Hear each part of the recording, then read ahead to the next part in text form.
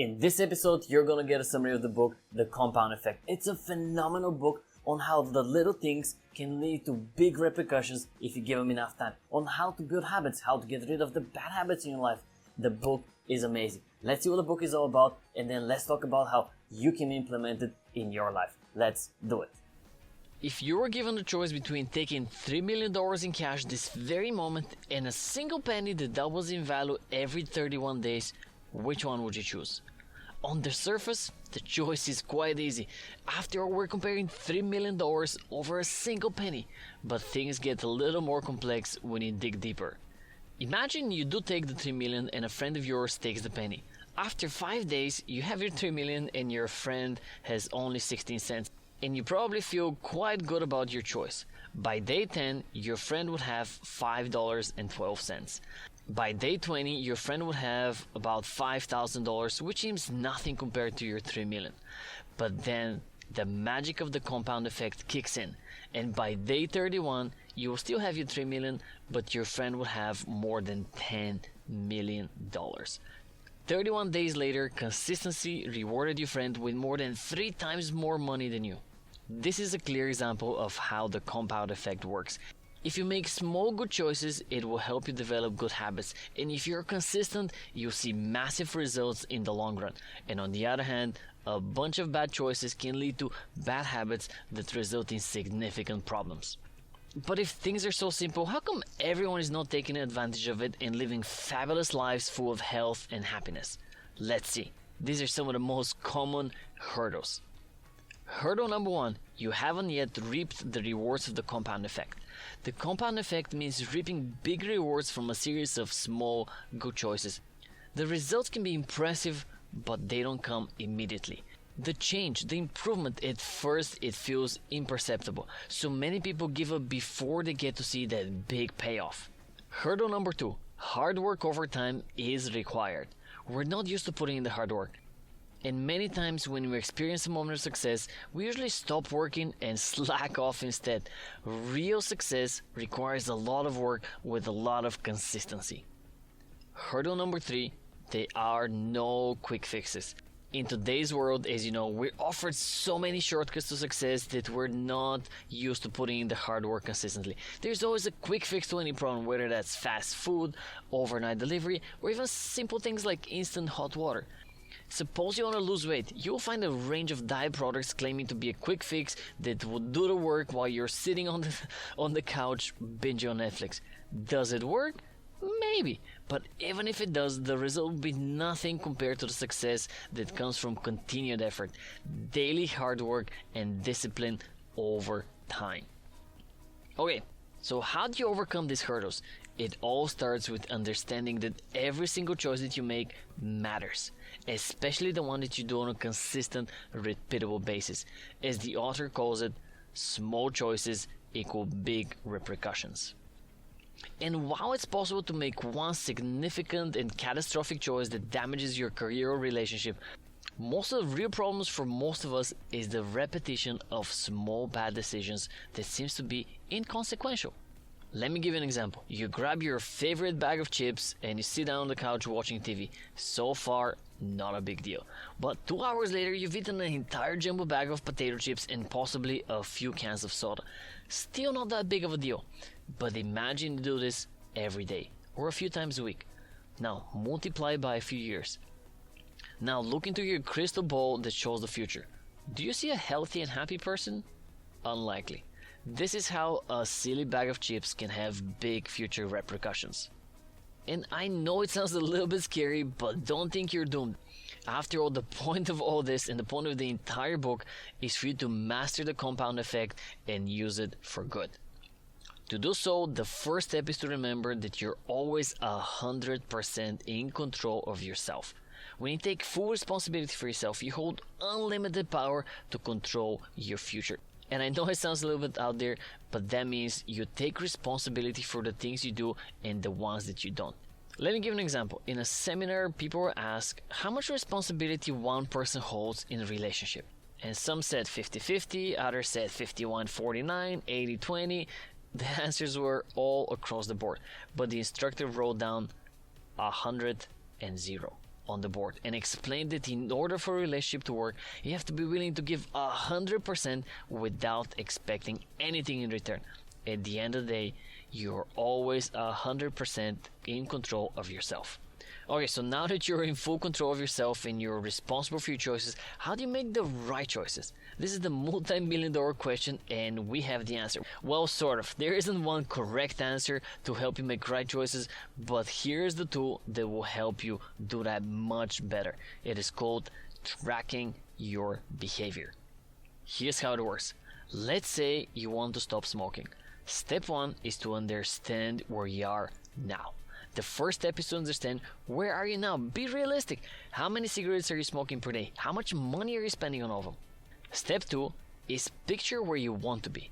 How do you picture yourself in the future? Do you feel healthier? Can you run maybe a marathon? Maybe you're not coughing from all the cigarettes. Picture where you want to be when you've completely eliminated cigarettes from your life. Then comes step number 3. Be aware of your bad choices.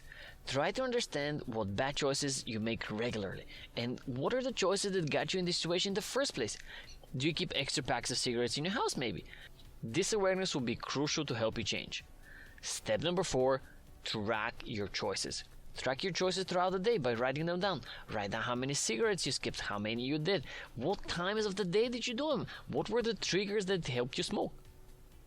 And step number 5, be consistent. Do this for 21 days. Do it for 3 weeks. 21 days is a good amount of time to help develop a new habit. Let's dig a bit more into this habit development subject. Habits, both the good ones and the bad ones, are a major driver in your life. They put you on autopilot, and if you stand a chance at a better life, you need to take full control of them. Let's start by helping you get rid of the bad habits first. Here are 5 relatively simple tricks you can use. Trick number 1, know your triggers. What situations or emotions trigger bad habits? Do you drink too much with a specific group of friends? Do you overeat when you're stressed out or bored? Know your triggers. Trick number 2, get rid of it. The next step is to throw it out, literally, the objects enabling your bad habits. If you want to eat healthier, throw out all the junk foods and don't buy more. Trick number 3 is to find replacements. If you need some sweets after a meal, instead of ice cream, maybe have some fruit. Trick number 4, take it easy. You don't have to stop overnight. Don't make it hard on yourself. Make simple, small, daily changes. Trick number 4 was take it easy. Trick number 5 is maybe you don't take it easy. For some people, the only way to stop a bad habit is to go cold turkey. There's no one way to success. You have to see what works for you. For some people, it's taking it easy. For other people, it's one dramatic change. When it comes to bad habits, you have to experiment just a little bit to see which side of the spectrum you fall on. After you've hopefully kicked a few bad habits to the curb, let's get to the fun part, creating new good habits. Here are 6 strategies to help you create new healthy and productive habits. Strategy number 1, help yourself succeed. Set yourself up for success. You want to eat healthier? Keep only healthy snacks in the house. Easy as that. Strategy number 2, focus on what you have or do. Instead of focusing on how you cannot smoke, focus on how good it feels not to. Instead of deprivation, think of the awesomely positive end result. Instead of not eating the food and depriving yourself, think of how good you will look and how good you will feel when you don't have that food. Strategy number 3, be accountable. Share your goals and progress with a close friend or a family member. This will instantly push you to do better. Strategy number 4, find a partner. It's always good to have a success buddy, as the author calls it, who's on their own transformation journey.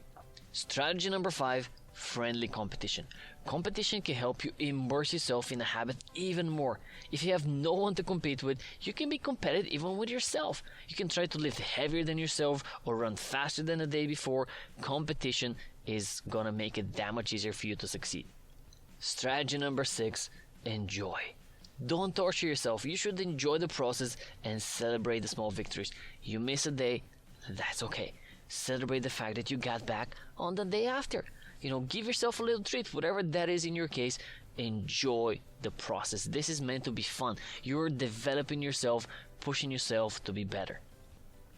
And if you follow these 6 strategies, you'll most likely find your momentum, or as the author calls it, the big mo. Once it kicks in, your ability to achieve success compounds super quickly. Think of a snowboarder descending down a slope. The beginning is the slowest part, but as the speed picks up, they go extremely fast. That's their momentum. And once it kicks in, it's easy to keep moving and keep going and keep going. The secret to achieving your momentum is having a routine. You should create good habits and make them a routine. The harder the goal, the stricter the routine should be. And even though I understand how predictable your days can be, your decision how your day begins or how it ends is yours. Whether it's a 20-minute run in the morning or a 10-minute of meditation in the end, set clear goals to yourself and create your own healthy routine. To make all of this work for you even better, you need to also understand what influences you and your behavior. While we are all responsible for the choices we make, it's important to understand that those choices are influenced by outside factors as well.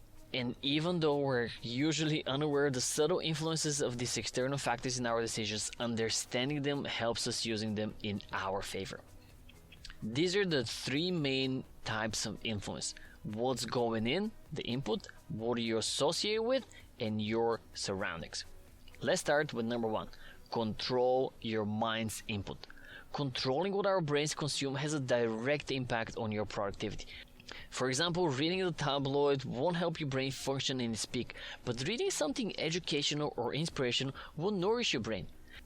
And even though it's hard to police everything our brains consume, you must remember that you're the gatekeeper of your mind, and you must be vigilant about protecting it from the worrisome and destructive input.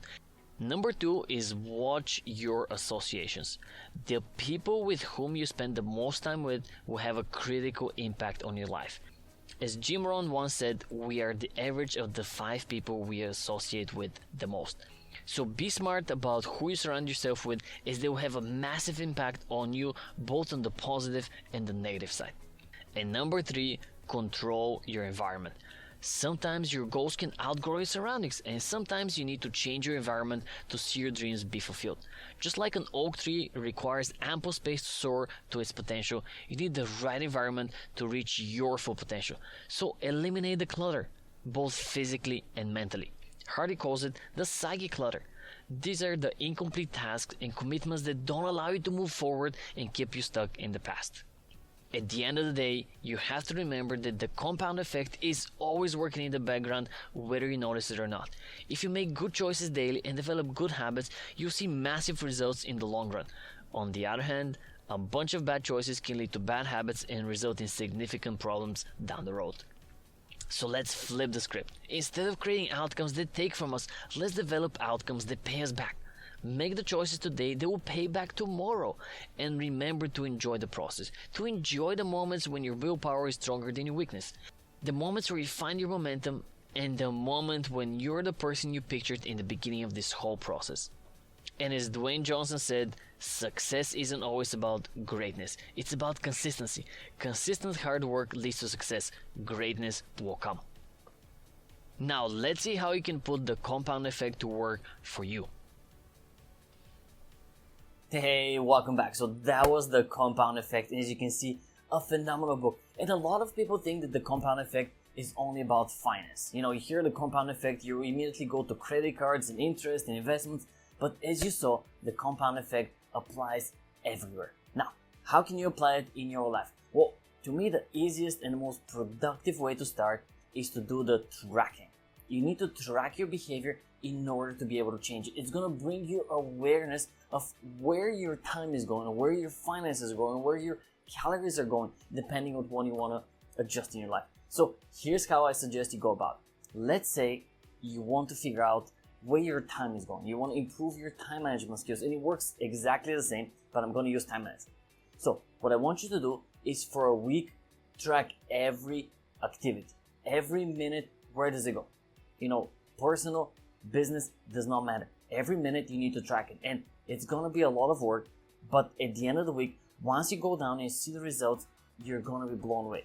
You're gonna be like, hey, I didn't realize I'm spending 45 minutes per day playing a game, or going to the bathroom, or that I waste like 1 hour per week showering instead of, taking 10 minutes, or whatever the activity might be.